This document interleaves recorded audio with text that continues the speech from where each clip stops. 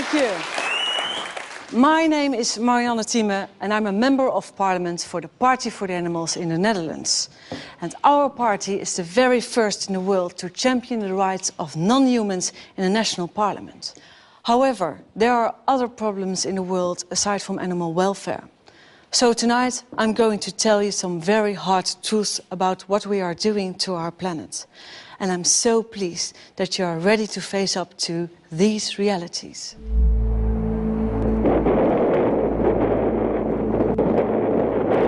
If you look at the 10 hottest years ever measured, they've all occurred in the last 14 years.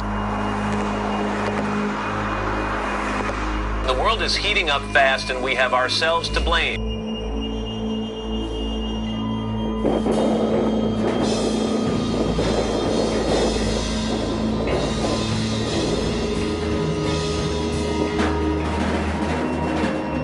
Global warming is real, and we humans are almost certainly the cause. Global warming, that's the world's greatest current concern. Everyone finds themselves in its grip, from scientists to politicians to the Secretary General of the UN and even Leonardo DiCaprio. We face a convergence of crises. Industrial civilization has caused irreparable damage. By the middle of the century, there may be 150 million environmental refugees. Not only is it the 11th hour, it's 11:59. But it's that other film made by Nobel Prize winner Al Gore, which has truly succeeded in putting this global problem on the map. An Inconvenient Truth was a real wake-up call to the world. This was a great achievement for Al Gore. However, he forgot something rather important. The consequences of global warming are enormous. The climate researchers from the Intergovernmental Panel on Climate Change have estimated that by the year 2100, 1 to 3 billion people will be in dire need of fresh water. Hunger will increase throughout large parts of the globe. So it should come as no surprise that global warming is currently our foremost concern. Everyone who has seen Al Gore's film knows that our Earth is in bad shape. Greenhouse gas emissions must be reduced. This is on the agenda of every world leader. The causes of global warming must be dealt with now. And so, together we must identify the greatest emitters of greenhouse gases in our society. What do you think? What are the sources of greenhouse gases? The cars we're driving and the water waste and all the trash we don't care where we're throwing it, that's what I think. Cars, buses. It's industry, it's gasoline, it's energy use. All the fumes from cars, too many vehicles maybe. Fumes in the air, all the gas and people driving in the city. Cars, factories, planes. I imagine the aviation industry hasn't helped. I mean, one airplane can fly across country and it's like 40 tons of carbon. 40 tons, that's a lot. I think in one word, I would say pollution. Coal power stations, gas power stations. People using more energy than they need to. We are wasting a lot. An excessive use of gases. And also coal burning stations, especially in China. All the pollutants that we pump into the air day after day. Everyone says the same thing. It's the cars, the planes, the industrial plants. It's because we leave our lights on and take long showers. Always the same familiar answers. And, well, yes, of course it's true. But no one has yet won the grand prize. Because we're forgetting one extremely important factor. 18% of global greenhouse gas emissions are caused by livestock farming. That might surprise you. Farmed animals, 18%. And guess what percentage of total global emissions are caused by transport? 13%. Just think. All the cars, tractors, trucks, ships and planes in the world added together emit fewer greenhouse gases than livestock farming. Oh, really? Wow, I thought it was mostly cars. Wow. Wow. Livestock. That's crazy. So more than the cars. Are you serious? Yeah, I didn't know that. That's insane. No, I did not know that. No. That's news to me. I've never heard that. I'd never heard the livestock connection, no. Well, I knew there was some. I had no idea it was that extensive. How does it come from livestock exactly? What do you call cow farts? What do you call that? Okay. Yeah, the methane gas coming from the cows. Yeah. It's cow shit, right? Doesn't cow poop? It's the emissions, right? I thought it was just fat people in the South here in America, but no, apparently it's cattle as well. It's quite worrying. Okay. But I saw an article that say because the cow, what they fast, and then actually the fasting make the global warming. Yeah. But how can it be that farm animals place a heavier burden on the environment than the entire transport sector worldwide? Well, actually, it's rather simple.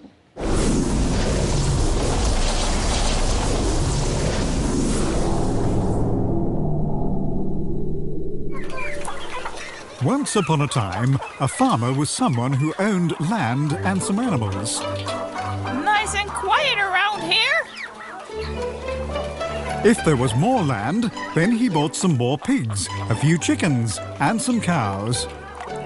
Well, that's a fine kettle of fish. You know what? All that grubbing around outside takes far too long. We're going to fatten you up and fast. It's not a fairy tale storybook. You're there to be eaten. Not sure that's such a compliment, really. We'll squeeze you all together nice and efficiently, and you'll all get sick right away. You're telling me. Listen, Piggy, I'm not interested in your personal vision right now. In the Netherlands alone, you lot produce 70 billion kilos of dung. Do you know how bad that is for the environment and the climate? Sorry for living. Did you know that cows of all farm animals are the largest producers of greenhouse gases, mostly through all that belching and farting? Do you know what the problem is? You're eating us out of house and home. Who was just so pleased about fattening us up?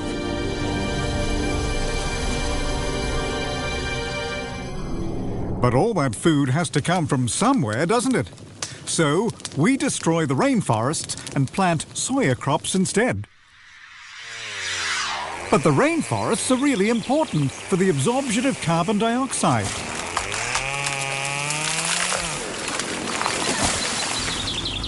And then we spray the stuff with pesticides and we ship the soya off to Europe where it ends up in your feeding troughs. So well organized. What are you people up to? Well, that's not our fault. Who actually wants to eat meat anyway? The consumer, okay? Is there something wrong with that? Well, that's a good question. Who actually eats so much meat? Eating meat is a luxury that we've got all rather too used to. Don't dare touch our steaks. Keep your hands off our barbecues. But once it becomes clear that all this meat is making a major contribution to the destruction of our Earth, shouldn't we think again? And yes, I hear some of you thinking, here we go again, yet another vegetarian fanatic. But I'm certainly not the only one who's worried about this issue.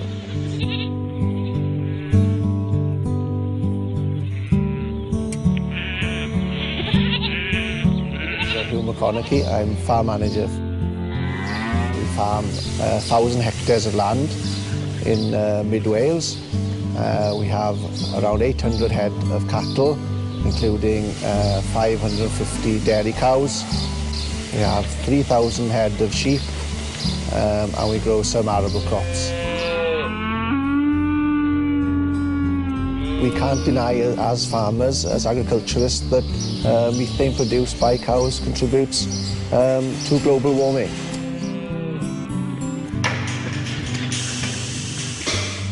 I'm David Davis. I work at the Institute of Biological, Environmental and Rural Sciences at Aberystwyth University. Cows have a very complex digestive tract, more complex than humans. Within their stomach, they are able to digest plant fibre, and humans cannot. To do that, they need a very complex mix of bacteria and fungi and protozoa within their digestive system. Now, these microorganisms do not have access to oxygen, and the food that we eat as people gets converted into carbon dioxide and water. Because ruminants in the rumen don't have access to oxygen, they need to produce a different range of end products. And one of the key ones from the rumen is methane. When you compare with carbon dioxide, methane is 21 times more potent. The cow eats the feed in front of it, and it goes into its stomach, and as a result of that, the cow burps a lot. And this gas, which is produced when the animal burps, is one of the gases linked to warming and the greenhouse effect.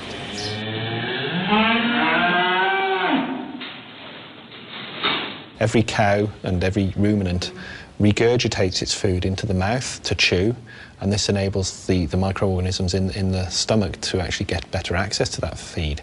And whilst they're regurgitating it, they're actually releasing methane. So every time the cud, as it's called, comes into the mouth, a small amount of gas will also be released, and this will contain a large proportion of methane.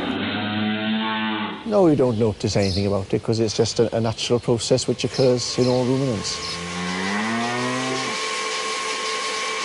The dairy cow that's producing 8,000 to 10,000 litres of milk every year will produce around 500 to 700 litres of methane every day. So your average cow will produce around 700 litres of methane per day. This is equivalent to the amount of greenhouse gas CO2 emissions produced by a big 4x4 vehicle travelling around 35 miles per day. The rumen population within the world is probably growing, and it has to grow in line with the growth in population in order to feed that population. I think it should concern everybody. In 2006, the Food and Agriculture Organization of the UN, the FAO, published an important report which first brought the link between livestock farming and climate change to light. I'm now going to speak to Dr. Henning Steinfeld, the chief author of this report. Dr. Steinfeld, you have calculated that livestock farming is responsible for 18% of greenhouse gas emissions. That's quite a lot. In fact, 18% is quite a lot. It has to do with the fact that in this assessment we took into account all the changes in land use that are related to livestock, the production of animals in terms of methane, the manure management in terms of also methane and nitrous oxides, and the various steps of the feed production, livestock production, processing, transport, and so on that have to do with livestock and feed commodities. And this is how you get to 18%. Okay. How did you respond yourself when you were confronted with these figures? I knew it was high. I knew also the impact on water and biodiversity was going to be very significant. I didn't expect it to be quite as high, but this is the figure we came up with. And what do you think? What was the most shocking, amazing conclusion from your report? Well, I think one of the issues is that this huge environmental impact that livestock have is not well understood by the public. It is not even well understood by the farmers themselves. So there is actually a strong case for regulating the livestock sector much more than is currently the case. Thank you. Everyone is talking about global warming and trying to find out why it is happening. But how can it be that livestock farming is hardly ever mentioned as one of its causes? Certainly when more and more scientists have made the link between livestock farming and climate change.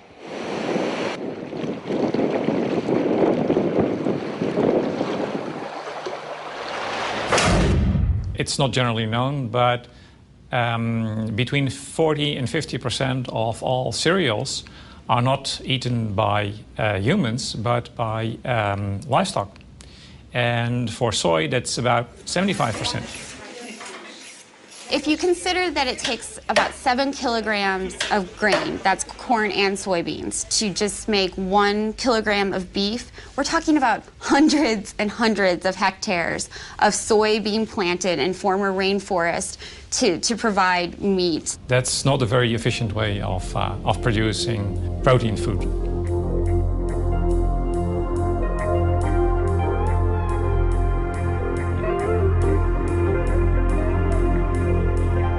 The soy is being imported from places like Brazil. Brazil has the biggest soy export market in the world, and their soy production has grown since the 1960s, something like 57 times. So they're just producing more soy than ever before.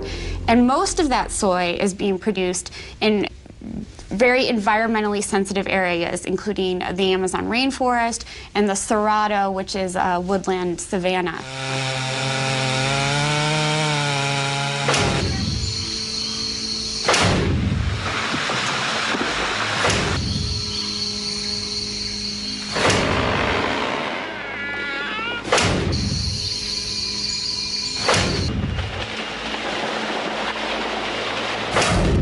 What can I say? It's a disaster.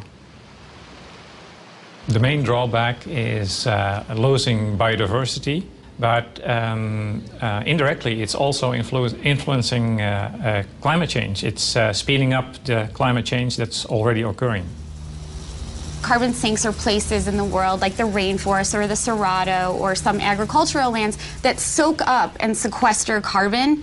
And when those are lost, we're losing a very important tool in the fight against global warming.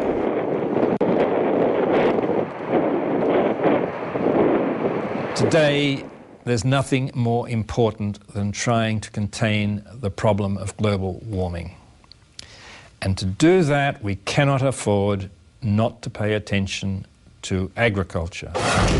If we want to just achieve a fairly conservative objective in this sector, which is to stop this sector adding more by the middle of the century, then we have to take quite radical steps, because the natural dynamic is that as populations get richer, they almost universally consume more animal products. In the global context at the moment, this argument really, in a way, focuses on China, because China is the biggest increaser in meat consumption. It's doubling every 10 years. The population of pigs and chickens in China is doubling every 10 years. These are monogastric animals. They don't create a greenhouse gas problem in terms of methane release, but they do create environmental problems because they have to be fed. And the feedstuffs have to come from global sources, and they come from soybean production in Brazil, which comes from deforestation and so on. If the rich countries keep on consuming at their high level, and countries like China come up to our high level, then the situation will be much worse, and that will make it very much more difficult to achieve global warming targets overall. So it's rather strange that most governments only focus on quick fixes, like taxes on gas guzzlers. Certainly when you realize that research shows that in a year, a cow in the Netherlands will produce just as many greenhouse gas emissions as a car that drives 70,000 kilometers. 70,000 kilometers. This means driving around the globe more than 1.5 times. In a medium-sized car, I should add.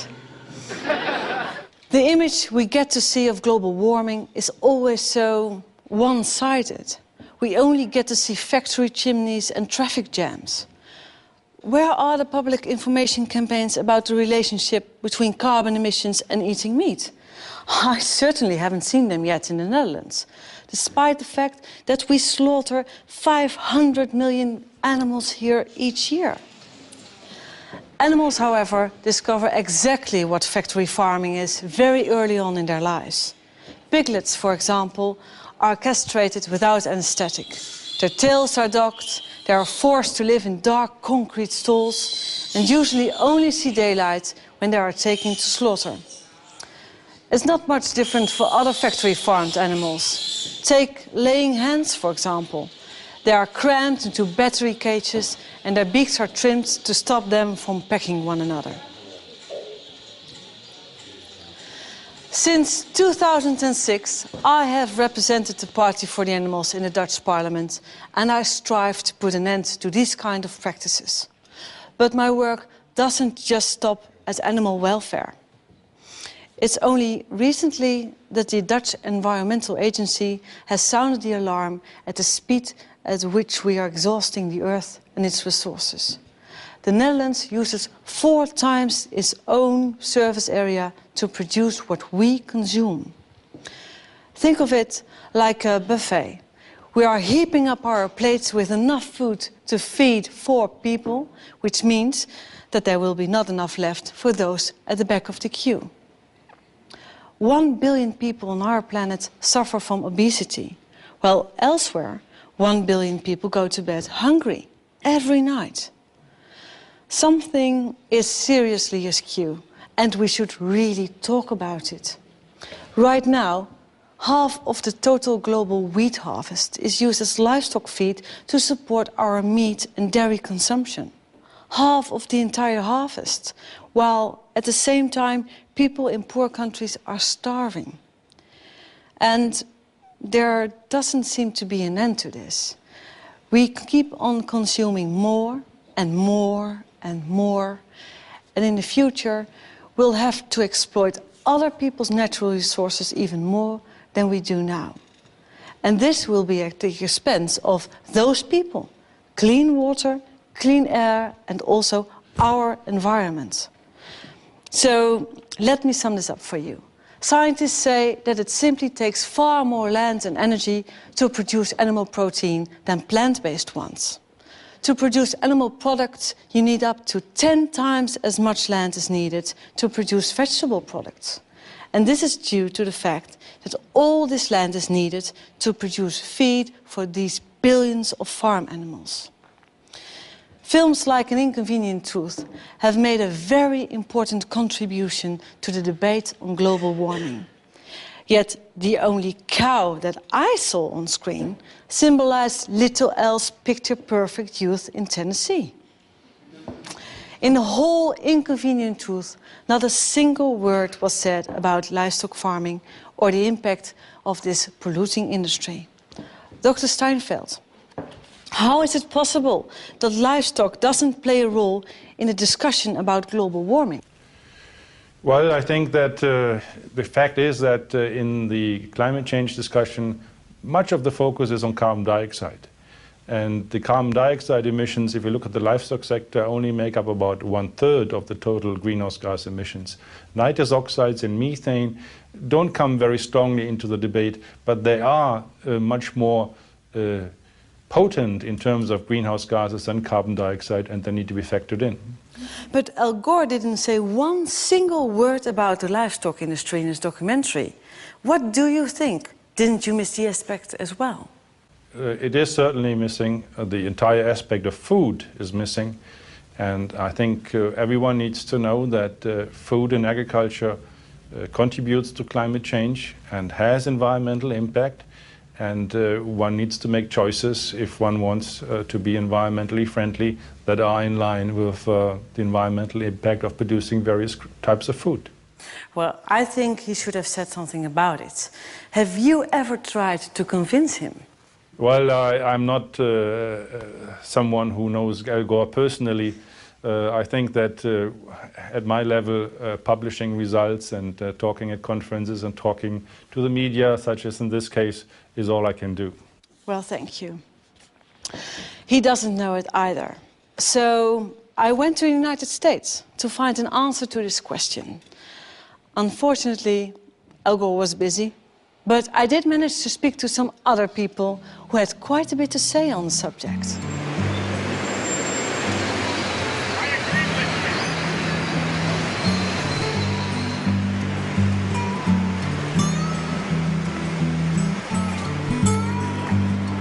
Yeah, you look great. Hello. Hi. Some information? Thank you. Have a nice day. Hi. Hi. Hi. Hi. Hi, nice to meet you finally. Yeah. Yeah, you do such great work. Thank you. Thank you. Yeah. Having a good time. Yeah, what are you doing here? Well, we're out here trying to show people that if they're eating meat, they're engaging in the #1 most environmentally destructive behavior they could engage in. And showing people that rather than cars and trucks and SUVs, even rather than planes, meat is the #1 cause of global warming. Do people believe that when you tell them? People are shocked to find out. We hear so much about cars and trains and planes and energy, and people don't realize that it's actually the meat on their plate that's causing global warming rather than the car that they're driving even. Get you some information here? Thank you. Thank you. How's it going? There you go. Check that out when you get a chance. Thank you. Check that out. Thank you.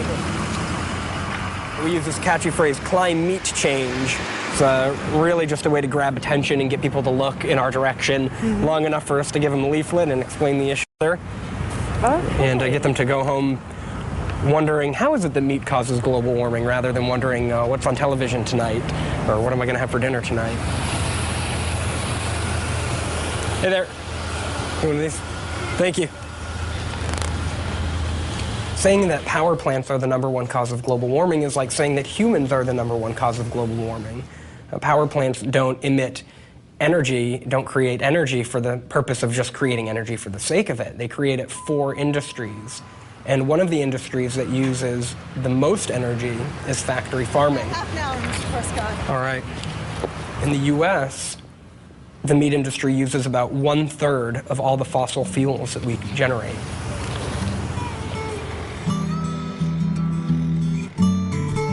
Headquarters of People for the Ethical Treatment of Animals, in short, PETA. They have almost 2 million members and are active worldwide. I love this one as well. Oh, yeah. This is a very famous one. We've got this. I suspect that for Al Gore and for a lot of other people, it's just too inconvenient of a truth. Gore was a politician and is beholden to a lot of industry people in many different industries, probably in the meat industry too.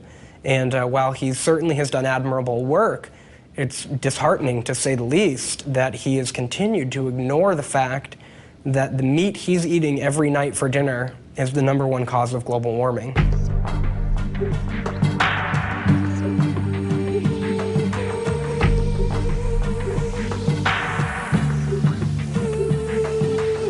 I'm Alicia Silverstone, and I'm a vegetarian. There's nothing in the world that's changed me as much as this. I feel so much better and have so much more energy. It's so amazing. There's a prominent environmental group in the U.S. called Environmental Defense, and they recently wrote on their website that if every American replaced chicken with vegetarian foods in just 1 meal per week, it'd be the equivalent in carbon dioxide of taking about 500,000 cars off of U.S. roads.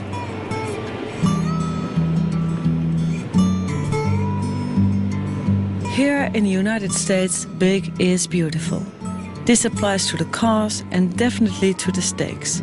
The average American eats 124 kilos of meat a year, 44 more kilos than the average Dutchman.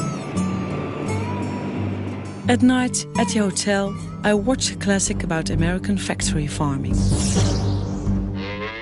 Here you go, Leo. Psst. Leo. Who are you? And how did you know my name? I am Muphius, and I know a lot about you. Have you heard of the Matrix? The Matrix? Do you want to know what it is? Okay. The Matrix is all around you, Leo. It is the story we tell ourselves about where meat and animal products come from. This family farm is a fantasy. Take the blue pill and stay here in the fantasy. Take the red pill and I'll show you the truth.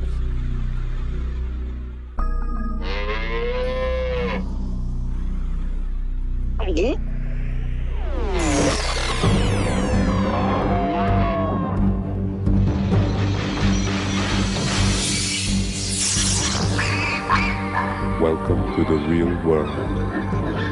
Wow! What is this horrible place? This is a factory farm, Leah. Places like this are where most eggs, milk, and meat come from. How did this happen? I'll show you. In the mid-20th century, greedy agriculture corporations began modifying sustainable family farming to maximize their profits at great cost to both humans and animals. Factory farming was born. Animals are packed as closely together as possible. Most never see sunlight, touch ground, or get fresh air. Many can't even turn around. These cruel conditions cause fights and disease amongst the animals. To fix this, the corporate machine began systematic mutilations, practices such as debeaking chickens. And they started adding a constant dosage of antibiotics to their feed just to keep these poor wretches alive. This overuse of antibiotics breeds super strains of resistant disease-causing germs. Every day we get closer to an epidemic that cannot be stopped. Ew! What's that smell? 12 million pounds of excrement. This pollutes the air and groundwater. That's why communities near factory farms often suffer from high levels of related sicknesses. Well, it smells like shh. And what's more, factory farming corporations have been destroying communities and mistreating their workers for decades. Since 1950, over 2 million small hog farms have disappeared. If they continue at this rate, there'll be no real independent family farms left.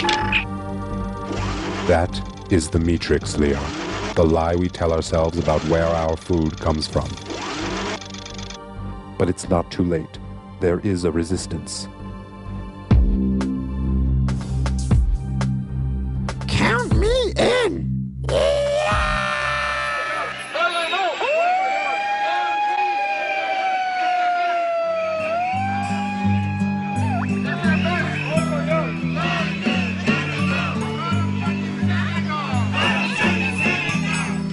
Washington, city of politicians, policymakers, lobbyists and activists. Think of the seals when you buy your meals! Boycott Canada! Today, a demonstration against the seal hunt is held at the Canadian Embassy.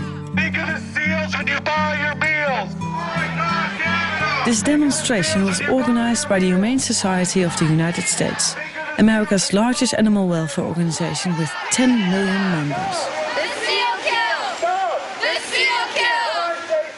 30 minutes later, I have an appointment on Capitol Hill with Wayne Purcell, the president of the Humane Society. Hi. Hello there. Hello Hi. there. Welcome to the United States. Welcome to Washington, our nation's capital. Thank you. And we're so proud of what you've accomplished in Thank Holland with your election. We all took note last November of how you were elected, and you're the first party for the animals in the world to achieve this. True. So thank you. And we look forward to learning about what you've done. Oh, okay. So nice to meet you finally. You're the biggest organization on animal welfare. Yes, we are. We have 10 million supporters here in the United States in terms of paying supporters. Yeah. And then, of course, we have millions more who believe in what we're doing, and we're here to organize that sentiment to achieve political reforms for animals, among doing other things. We try to pressure corporations to do the right thing, and we educate the public, and we do hands-on care of animals as well. But the political work here in Congress is very important. Hi. Oh, get him. You guys quit. 1, 2. Factory farming is the biggest abuse of all, because in the United States alone, there are 10 billion animals raised for food. It's an extraordinary number, and the average American eats 80 or 85 animals per year. And we want to see that number reduced, and we want to see the animals out of these terrible confinement systems. Why do you think Al Gore didn't mention factory farming? You know, I think that he probably thought that he was giving a lot of information already to people with an inconvenient truth, and maybe he thought people would shut down if it affected them too personally. Because it gets very personal when you're talking about eating animals and you're talking about something that is part of the American diet. He thought, oh, well, this is going too far. But the public is slowly waking up. I do not believe that we can have a good situation for animals or the environment if we continue to eat as much meat as we are eating. But even if you reduce your total consumption by half, and instead of eating 80 animals, eat 40, you cut in half the greenhouse gas emissions. So we do think that our fork is a powerful tool. So they're clear about this in the United States. The power lies with the consumer. As consumers, we can make a difference by changing our diets. Matt Prescott says that meat is the #1 cause of global warming, and he gives a good example of this.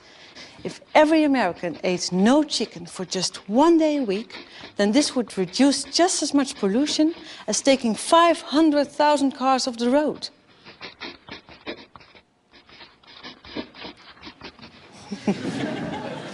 It's funny. Okay, I can hear you thinking meat and other animal products are bad for the environment. I get it. But don't we need meat and milk for our health? Where else do we get the calcium for our bones, the iron for our blood, and the vitamins and minerals we need to keep us healthy? Advertisers and food producers have done so much to indoctrinate us that you nearly end up believing it.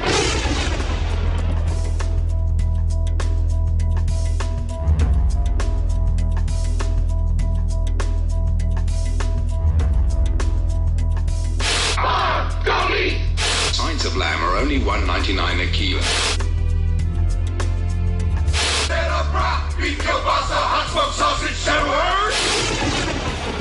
The message is clear.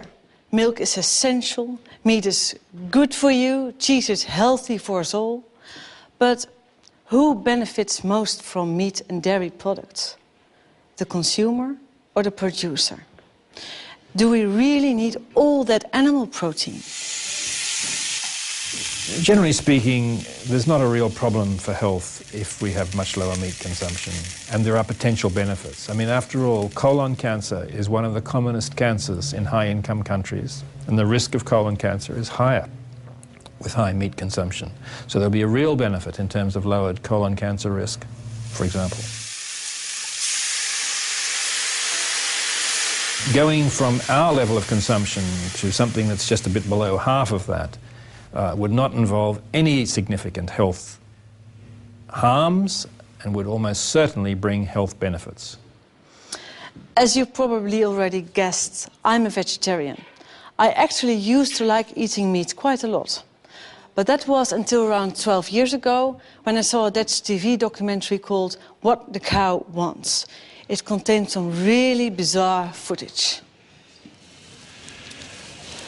Deze pensknul is een paar jaar geleden gemaakt.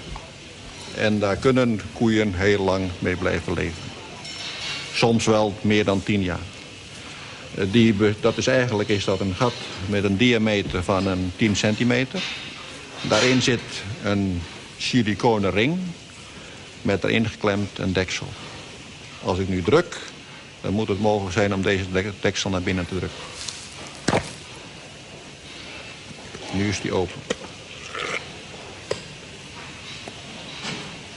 De deksel is eruit, kan eruit. En hier hebben we dus een gedeelte van de grassilage die het dier zojuist gegeten heeft. When I saw this, for me, that was the very limit. Animal diseases, animal suffering, animals that were no longer treated as living beings. I had seen it all. And I thought, no, not in my name. I want no part in this anymore. En zo kan het dekseltje er weer op. In the factory farming industry, animals are adapted to the food that we choose to give them and to the massive stalls in which they are forced to live. They are mutilated, they are giving antibiotics to stop them getting sick. Pigs are now sometimes even given anti-stress pills to help them cope with their unnatural living conditions. Yet the fact that it turns out that livestock makes an enormous contribution to greenhouse gas emissions by belching, farting and defecating doesn't necessarily mean that we'll start keeping fewer cows, pigs and chickens. No, the industry will simply dream up something new. Would you believe it? They now even make fist-sized pills to stop cows from farting so much. But you know, consumer resistance against factory farming is steadily growing due to the increasing awareness of animal suffering that it entails. And sometimes you come across people from an entire different background who surprise you. It was in America that I met a man who is known as the Mad Cowboy. He was a factory farmer who got out of the livestock industry and went vegetarian around the time of the mad cow disease crisis in Europe.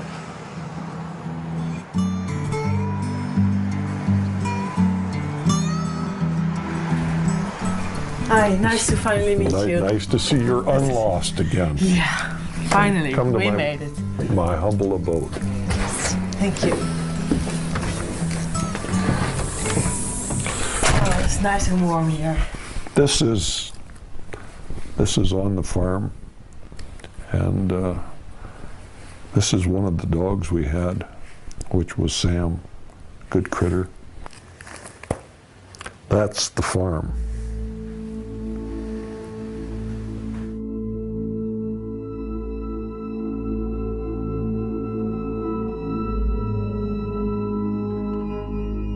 I'm a fourth-generation farmer, rancher, feedlot operator from Montana. At one time, I had 7,000 head of cattle, 12,000 acres of crop, and 30 employees. I spent 45 years of my life in production agriculture. Not something I learned from a book. I learned it by doing it. I was a factory farmer, the worst of all. Not a family farmer, but a factory farmer. Never met a chemical I didn't like. We'd actually grind up animals and feed them back to our animals. Had all of the bad habits. What are you doing here? Branding. Oh. See there?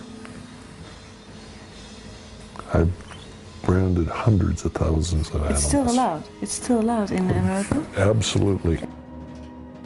1979, I ended up paralyzed from the waist down. Doctor told me I had a tumor on my spinal cord. He said if that tumor's on the inside of the cord, you have less than 1 chance in a million you will ever walk again.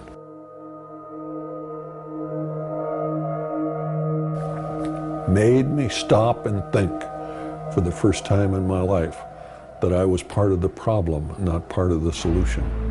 I saw the birds die, I saw the trees die, I saw the soil changed. And it was not until I was paralyzed that I was willing to admit that I was the problem. I ended up with a 1 in a million operation. I've walked out of the hospital with a 1 in a million operation, but I walked out a much different individual than I walked in. I knew that what we were doing was wrong, was absolutely, totally non-sustainable. Here's a scone that my wife made. Try that.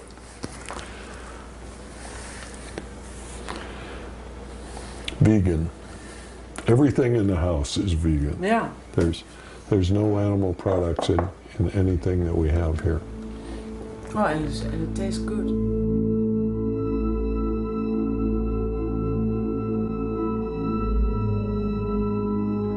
Everybody thought the same way. It was mass hysteria. Everybody was doing it. It must be okay. You started from the time you were a child. And can you imagine what it was like when I first asked myself the question, should we be eating animals? It was one of the most thought-provoking questions I ever had in my life, because I had never even considered that.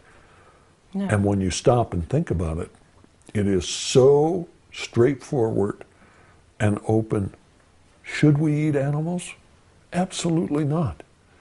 Do we need them for protein? Absolutely not. Are they good for us? Absolutely not. Do they enjoy us eating them? Absolutely not. My hometown newspaper put my picture in the front page, and it said, Montana's most famous vegetarian. I picked up the phone and I called him up and I said, why don't you tell it the way it is? Montana's only vegetarian. And they said, no, we have one of you kind of guys here at the paper, so we know there are two. But people don't want to believe that somebody that from the inside of the industry, you know, that when you look at it, the one thing when I debate the issue with somebody from the industry, their common defense is, oh, well, you don't understand. I spent 45 years of my life there. There's nothing that they have done that I haven't done more of it. I've milked more cows, I've slopped more pigs, I've fed more animals, and when they tell me I don't understand, I understand. And what I understand is what we're doing is wrong, it's non-sustainable, it's not good for us, it's not good for the animals, it's not good for the planet. The sooner we stop what we are doing, the better we'll all be.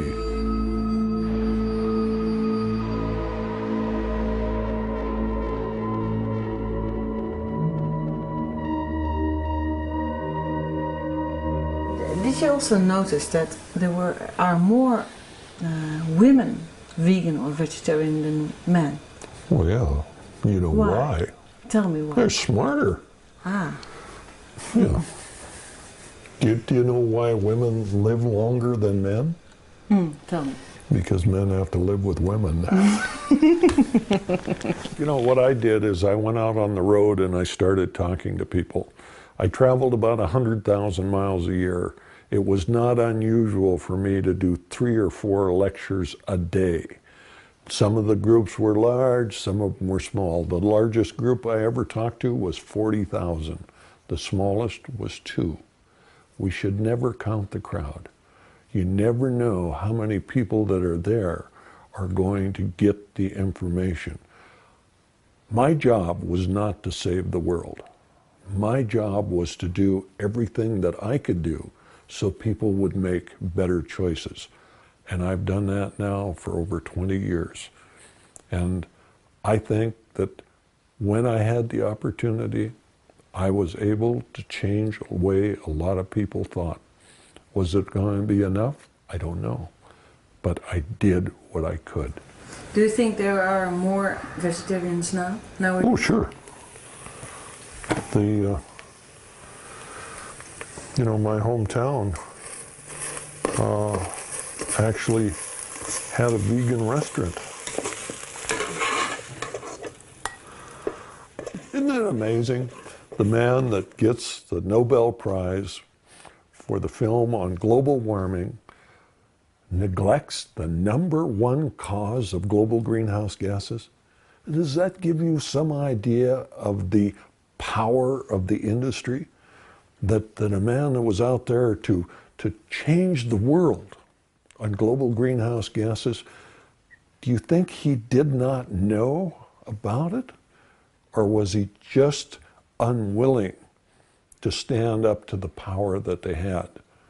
When I went on the Oprah show and I told a few million people that we were grinding up cows and feeding cows, they sued Oprah, Harpo Production, and myself for 6 years in court. Cost us hundreds of thousands of dollars to protect ourselves for telling the truth. My reaction is that free speech not only lives, it rots. Maybe Al Gore was worried about the power of the industry, or maybe he was self-serving because he actually raises cattle himself. And if you look at Al, since he left office, there's no doubt in my mind that he's eating well too many of them.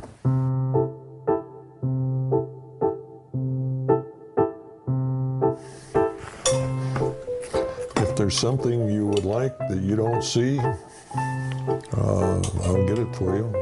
No salt or pepper. No, that's fine.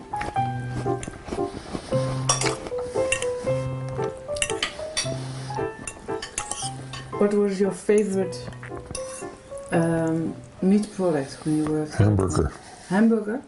You ate a lot of hamburgers? Yep. The best meal in the world was pork and beans, potato salad, and hamburger. I could eat that 3 times a day, every day. Breakfast, lunch, and dinner. Didn't make any difference. Really? Loved it.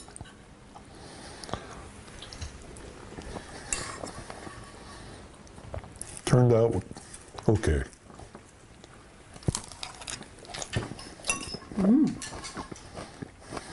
Why so, not say it turned out great? Well, if my wife cooked, it would have been better. But it just goes to show that if an old cattle farmer can do this, anybody can do it.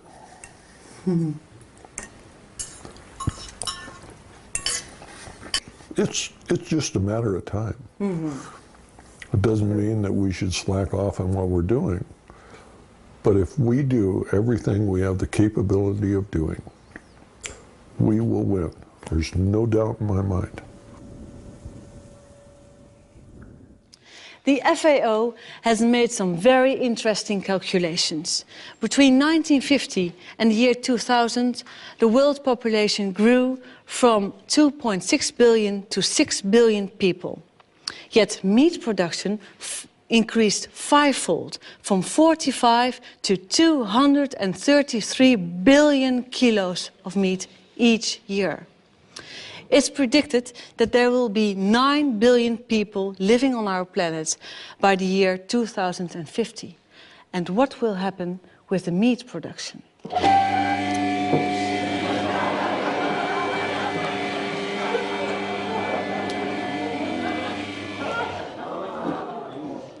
The meat production will double to 450 billion kilos of meat by the year 2050.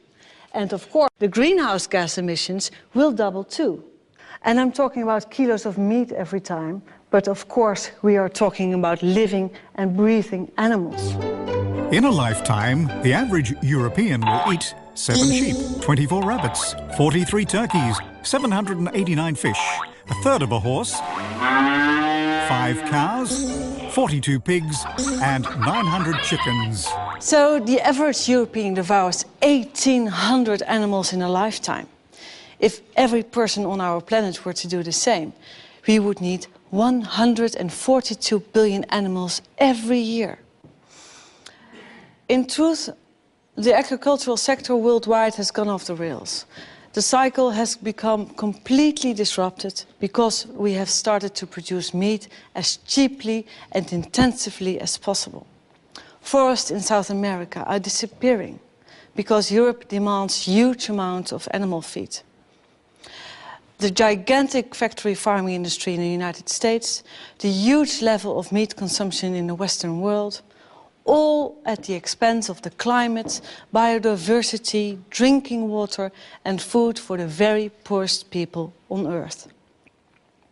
If we don't change our eating habits, we will be consuming 450 billion kilos of meat by 2050. What does that mean for our planet? Dr. Steinfeld, what does that mean for our planet? What's your scenario? Well, there is a pessimistic scenario, and that is that nothing is done about it, and we continue to produce animals in the way we do right now. And in that case, the environmental impact is going to deteriorate beyond measure.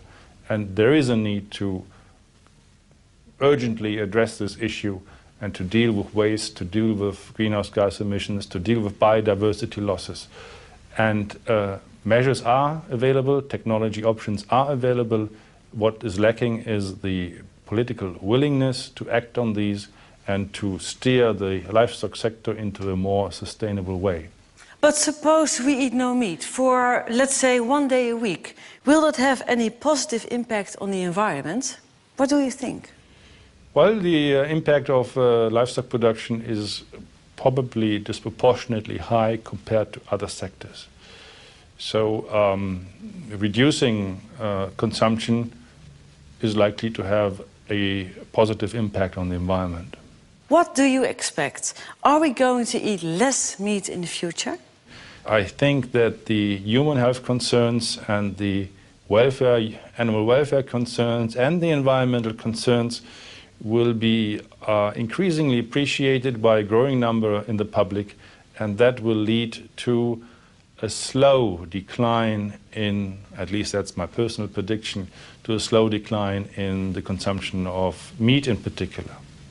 Okay, thank you. Dr. Steinfeld is not very optimistic, but he also points to a lack of real political will to change things. Yet, is this enough to lead us to despair? Well, I don't think so. There are some rays of hope, tiny rays of hope. I think that it's just because people simply don't know. I'm sure that if they knew, they'd want to change their eating habits. But even politicians, who you would expect to know more, haven't got the faintest clue. This became crystal clear during a recent debate on deforestation in the Dutch parliament. De ontbossing, meneer Blom, zoals u weet, wordt voor een heel groot deel ook veroorzaakt door onze intensieve veehouderij. Ja, ik vind het altijd verbazingwekkend hoe de Partij van de Dieren in staat is om een onderwerp per interruptie te introduceren wat absoluut niet gaat over de tekst die ik hiervoor uitsprak. U moet mij niet kwalijk nemen dat ik geen idee heb wat de relatie is tussen intensieve veehouderij en de relatie tot ontbossing. Ik weet niet waar. Het spijt me, maar dan moet ik u helaas het antwoord op schuldig blijven. Nee, dat zie ik me waarschijnlijk niet, maar ik weet het gewoon niet. Well, in fact, it's all so simple. Less meat, fewer animals, reduced greenhouse gas emissions, reduced water use and less deforestation. Johan Rank has directed music videos for Madonna, Beyoncé and Robbie Williams. And when he heard about the environmental problems caused by livestock farming, he thought, shit, man. And made a very simple yet very effective short film that I don't want to keep from you.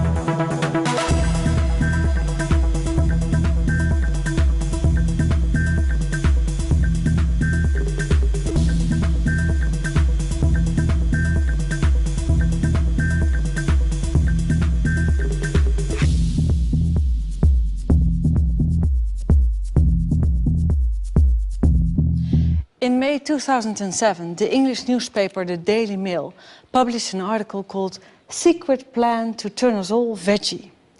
And I quote, "Secret plans to encourage the nation to give up eating meat are being examined by the government to help save the planet.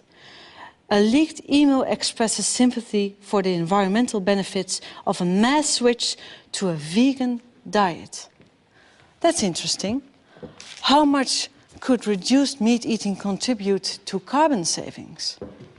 Together with the Free University Amsterdam, the Nicholas G. Pearson Foundation set out to discover what kind of carbon savings could be made in the US if they all went without meat for 1 or more days.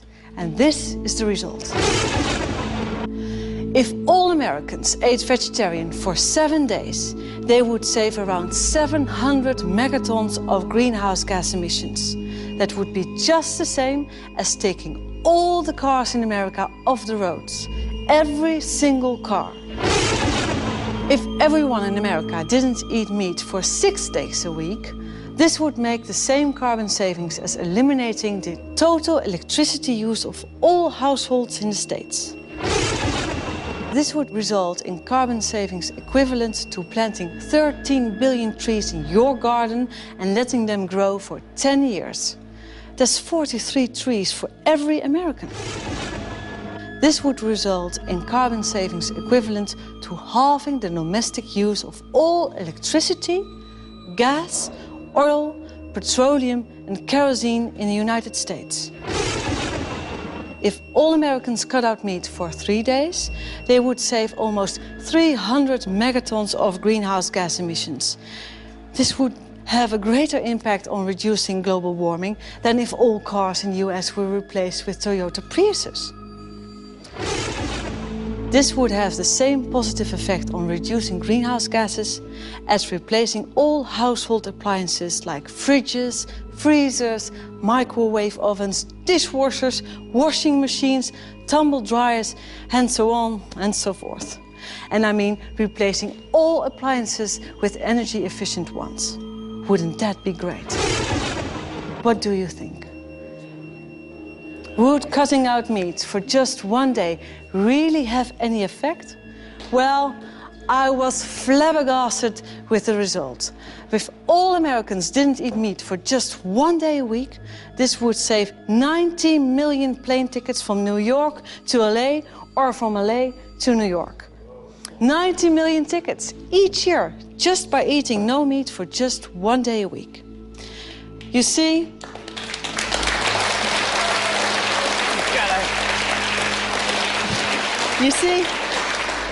a small step for a man is a giant leap for humanity and all living creatures. And you don't have to wait. You can start today with your own tasty and simple solution to the climate problem. The question we have to ask ourselves is simply, how many days a week shall I go without meat to reduce global warming? I think it would help, especially if they did 1 day a week. I think that makes a huge difference. It makes a huge difference not only for the environment, but for the animals themselves, and then for our bodies. Not only think it would help what you're talking about, but I think it would help the karma also.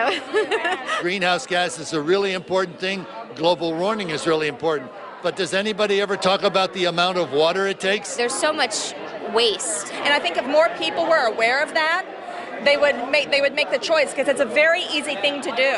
It's a very easy choice to make, to just skip meat for a day, 1 day a week, and then 1 day becomes 2 days, and then 2 days becomes 3 days, and gradually it can make a significant impact.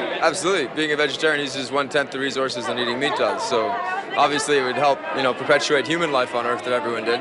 Hopefully it all turns around. I think it definitely was the missing part of the inconvenient truth. Animals are suffering, people are suffering. I mean, we need to do something quickly.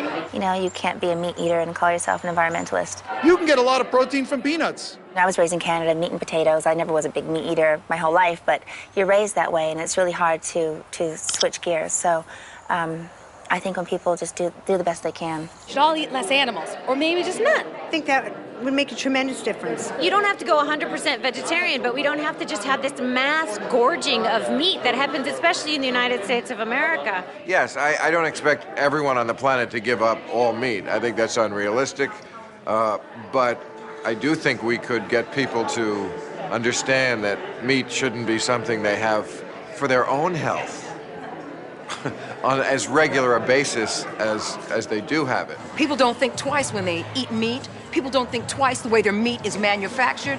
People don't think twice about those factory farming practices because it's not as close to them. But yet, if you're driving in a car, an SUV that may be much bigger and is not a hybrid, possibly like your car, is something that you can pick on. It's an easy thing to pick on, but we need to start picking on ourselves, and we need to start picking carefully what we eat, how we eat, when we eat it, where we get it from. We need to do the research and do the work to find those things out and make ourselves smarter. So if we're going to talk about SUVs and car emissions, we can also be smart enough to find out where most of those emissions are actually coming from.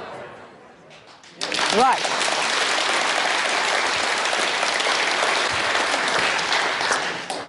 Actually, the solution to our climate problem is child's play. The production of 1 kilogram of beef is just as bad for the environment as driving around in the car for 3 hours while you left all your lights on at home. If all people in the world started eating as much meat as we do, then we'd need nearly 3 planets to be able to feed them all. And that's not possible.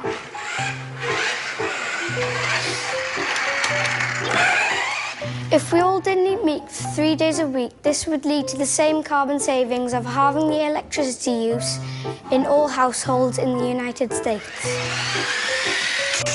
A vegetarian in a Hummer produces fewer carbon emissions than a meat eater in a Toyota Prius. But a vegetarian on a bike is much better.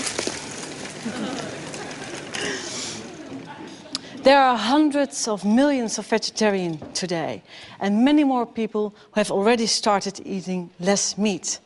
Personally, I like to call them meat leavers. No, you didn't hear me wrong. I didn't say meat cleavers, but meat leavers. And if you've heard all this and are still not convinced, if climate change doesn't really matter to you, then why not just reduce your meat consumption for the sake of the animals?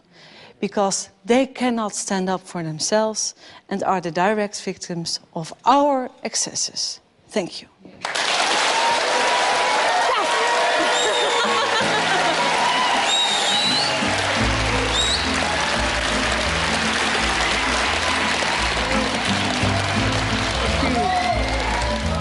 Fat and docile, big and dumb, they look so stupid, they aren't much fun. Cows aren't fun. They eat to grow, grow to die, die to be et at the hamburger fry. Cows well done. Nobody thunk it, nobody knew, no one imagined the great cow guru. Cows are one. He hid in the forest, read books with great zeal. He loved Che Guevara, a revolutionary veal. Cows say tongue. He spoke about justice, but nobody stirred. He felt like an outcast, alone in the herd. Cow doll drums. He moved, we must fight, escape or we'll die. Cows gathered around, 'cause the stakes were so high. Bad cow pun. But then he was captured, stuffed into a crate, loaded onto a truck where he rode to his fate. Cows are bummed. He was a scrawny calf who looked rather woozy. No one suspected he was packing an Uzi. Cows with guns. They came with a needle to stick in his thigh. He kicked for the groin. He pissed in their eye. Cow well hung. Knocked over a tractor and ran for the door. 6 gallons of gas flowed out on the floor. Run, cows, run. He picked up a bullhorn and jumped up on the hay. We are free-roving bovines. We run free today. We will fight for bovine freedom and hold our large heads high. We will run free with the buffalo or die. Cows with guns. They crashed the gate in a great stampede, tipped over milk truck, torched all the feed. Cows have fun. 60 police cars were piled in a heap, covered in cow pies, covered up deep. Much cow dung. Black smoke rise and darken in the day. 12 burning McDonald's. Have it your way. We will fight for bovine freedom and hold our large heads high. We will run free with the buffalo or die. Cows with guns. The president said, enough is enough. These uppity cattle, it's time to get tough. Cow dung flung. The newspapers gloated, folks sighed with relief. Tomorrow at noon they would all be ground beef. Cows on buns. The cows were surrounded, they waited and prayed. They mooed their last moos, they chewed their last hay. Cows outgunned. The order was given to turn cows to whoppers, enforced by the might of 10,000 coppers. But on the horizon, surrounding the shoppers, came the deafening roar of chickens in choppers.